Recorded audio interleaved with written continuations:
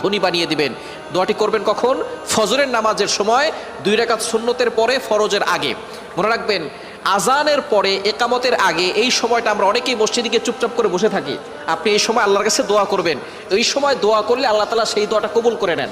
আর দোয়া লা ইউরাদ্দু বাইনাল আযানি ওয়াল ইকামা, তিরমিজি শরীফের হাদিস, আবু দাউদ শরীফের হাদিস। আজান ও ইকামতের মাঝখানে দোয়া করলে সেই দোয়াটা কবুল ফিরিয়ে দেওয়া হয় না, সেই দোয়া কবুল করা হয়। আপনি যখনই যেই নামাজে মসজিদে যাবেন, আজান দিয়েছে, একামত হতে একটু দেরি হয়, আপনি সুন্নত পড়ে চুপচাপ বসে থাকবেন না, গল্প করবেন না, আপনি আল্লাহর কাছে দোয়া করবেন। আল্লাহ তাআলা আপনার সকল দোয়াগুলো কবুল করবেন।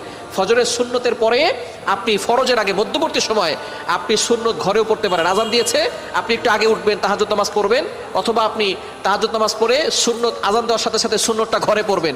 ঘরে পড়ে মসজিদ যদি কাছে হয় তাহলে ঘরে বসে আমল করতে পারবেন, অথবা আপনি চলতে ফিরতে আপনি আমলটা করতে পারবেন। দোয়াটি হচ্ছে লা ইলাহা ইল্লাল্লাহুল মালিকুল হাক্কুল মুবিন।